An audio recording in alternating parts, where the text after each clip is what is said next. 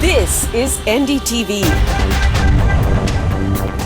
and you're watching NDTV Prime.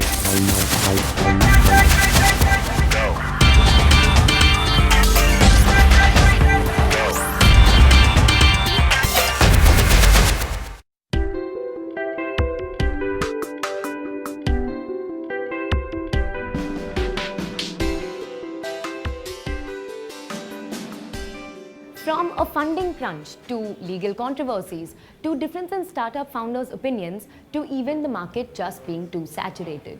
These are some of the many reasons that startups in India shut down. According to a recent IBM and Oxford report, 90% of startups in India shut down within the first 5 years of their inception. And on today's show, we're going to take a look at some of the reasons that startups have shut down in the last 1 year, the kind of learnings that entrepreneurs have gained, and what investors in this space have to say about this. Starting with Cardback, a fintech startup that shut down in March earlier this year, despite getting a boost after demonetization. Take a look.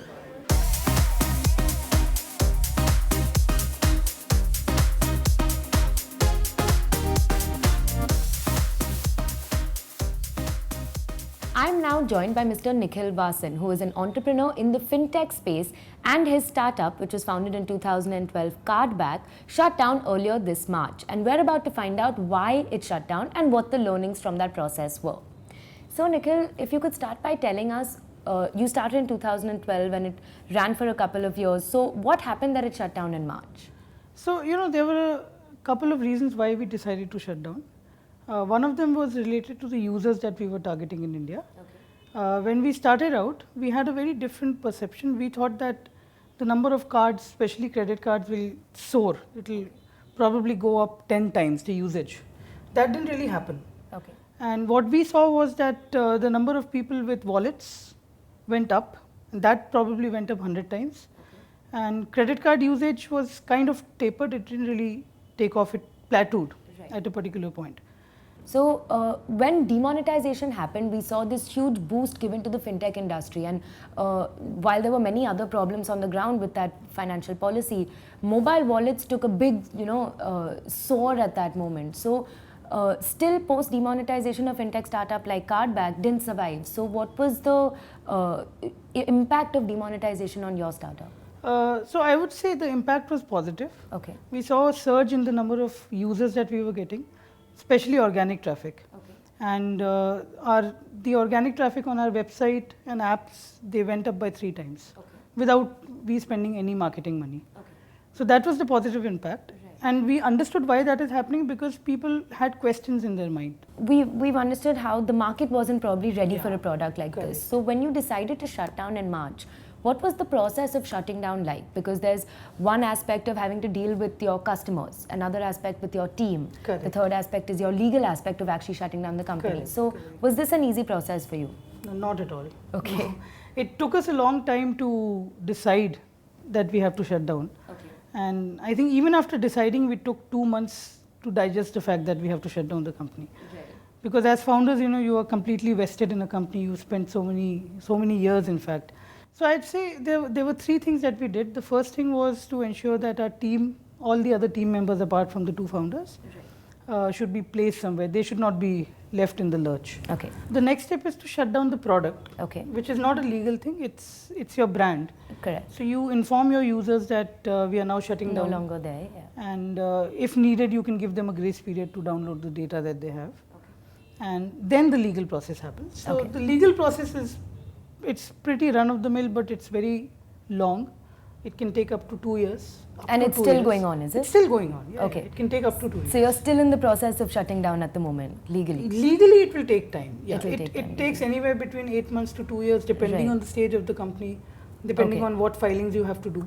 This is interesting because in the Startup India Action Plan, which is one of the pioneering policies of the Modi-led BJP government, one of the biggest proponents of that plan is that it's fast and easier shutdowns for startups, and it's supposed to make this process of closures much easier. So Correct. has that plan actually helped your closure, made the process easier? So we unfortunately are not eligible for that because that, as far as I understand, it is applicable only to startups which were incorporated after April 1st, 2016.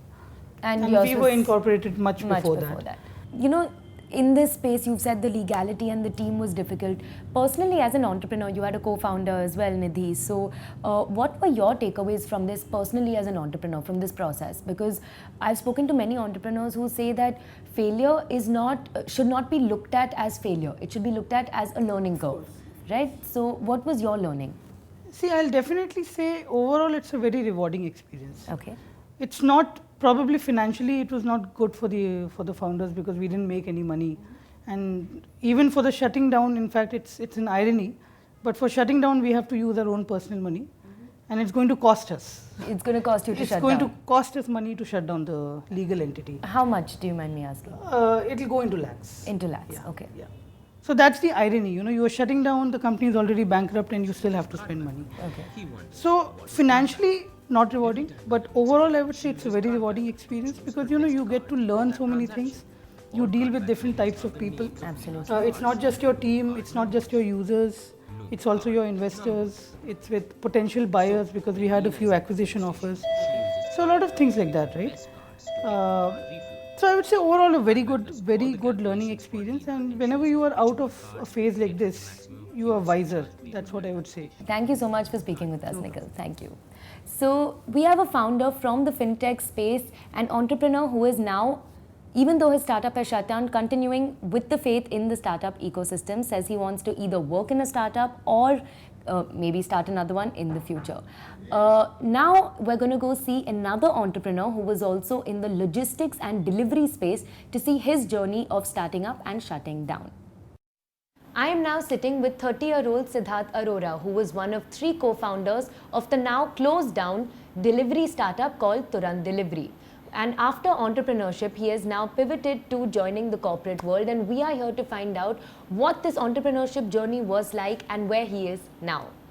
So Siddharth, to begin with, after Turant Delivery, what was your first step when the startup shut down? What was your first step? So pretty obviously the first step was to kind of take care of all the employees. We had a large team, we had about 25 people across 2 offices. We had a large vendor base who we owed money when we shut down our operation. So obviously the first step was to sort of come up with a plan to ensure that all the employees are sort of taken care of in the proper way, the vendors are paid off, etc. Once that was settled, then the founder sort of concluded the entire operations, and we started looking for jobs and went pretty much our own ways. Okay, so now let's take a step back. Why did you all shut? Because Turant Delivery was working with all kinds of different clients, and you all had operations in Bombay and Delhi, 2 different cities. You all were growing quite well. What was the reason to shut down? So basically, I think a lot of it was to do with the timing. And what had happened was when we started, let's say about 6 months prior to that, there was a boom in truck logistics, and a lot of the good investors got into it pretty early on. But by the time we got in, and let's say about 4 or 5 months in, the market started kind of testing these other startups, and they turned out not to have spent the money very well. Okay. So that obviously turned the investor sentiment to a very sort of skeptic mind. Once you decided to shut down, like you said, employees you had to take care of, vendors you had to take care of. Was this an easy process? Because we've seen what happened with Stayzilla recently when they shut down. They had vendors payments pending, and it became this huge controversy which became a legal battle after that. So is this an easy process, paying off vendors, paying off employees, actually shutting down? It's not actually. There is there are 2 ways to shut down. One is when you don't have work, right? And then you shut down, nobody cares, you shut down. But when you're in the middle, so we were doing about 2 months prior to shutdown, we were doing about 50 lakhs of revenue per month, which meant a lot of orders on a daily basis, which meant a lot of vendors that were engaged with us. And these vendors had been engaged with us for a while. And some of them were so closely tied to us that they'd sort of started reducing their other work engagements to sort of fulfill ours. So obviously it is very difficult for them to understand and digest this fact that there's no more work coming from here. That's one. And then obviously they have this insecurity of, will we ever get paid? Will our dues be cleared and whatnot? So that is something that we sort of still struggle with. The Startup India Action Plan, which is one of the pioneering movements of the Modi-led BJP government, one of the clauses in the Startup India Action Plan is to make exits for startups easier. So in that, the technical legal aspect of the startup exit, has that been made easier under the Startup India plan in your opinion? Not for us maybe, because we were, like, the way we shut down was slightly different, like I just said. We were in the middle of operations and it was never planned, right? If it is planned, then it's slightly easier to handle. It was a hard call we had to take. I'm sure this Yeah. process, even though the startup shut Yeah. down, was a huge learning Yeah. process. There's a lot of information that you have Right. gained, as an entrepreneur, the Yeah. experience. So what were some of these learnings? Okay, so I'll answer the second question first. So the biggest learning obviously is to have like an amazing team. Initially what was happening was the three of us, the founders, were spending a lot of time on hiring. And we were very sort of upset in terms of we were not able to devote time to actual business, etc. But over a period of time, we realized that that is exactly what we should do. We should at least, every founder should devote at least 50% of time just on hiring. Because if you've hired the right people, then you actually don't need to do much. Okay, so Which is- number one, your team is important. Okay, what's number two? Number two, or maybe another number one, is obviously the founders, right? Right, of So course. fortunately for us, we were very close friends in college. We graduated MBA together, and that just clicked. Even though we were in different cities, we sort of managed to pull it off. Third is, again, I don't know if it's number three, but I'd still put it at number one, is that a lot of the entrepreneurs, and we did this as well, is you always plan for a plan A. You always have a plan that today I'm doing, let's say, X revenue, in 6 months I'll reach Y, and that is when I'll raise funds, and I'll raise, let's say, a 1 million round or a $500,000 round, and then this is what I'll do. But nobody plans what if you don't raise that money? What happens then? Correct, okay. You've reached a certain stage of growth where you're actually burning cash, you're spending a lot of money, but what if you don't raise funds? So we hadn't planned that. And there were days when we had like 100 rupees left in our company account and the three founders were just discussing what to do. Wow, Right? okay. So that is another learning that I took back, that you have to have a plan B. You have to know that if everything doesn't work out well, what will happen. When you look at these different startup founders, like you were saying, some of them need help with GST. There's a lot happening in the ecosystem, and a lot of startup founders are very young. They are inexperienced in business. Yeah. So do you think that this startup ecosystem is a bubble and it's bursting slowly as different startups shut down? Because we've seen a lot of shutdowns in 2016 and now in 2017 as well. Is it a bubble that's bursting?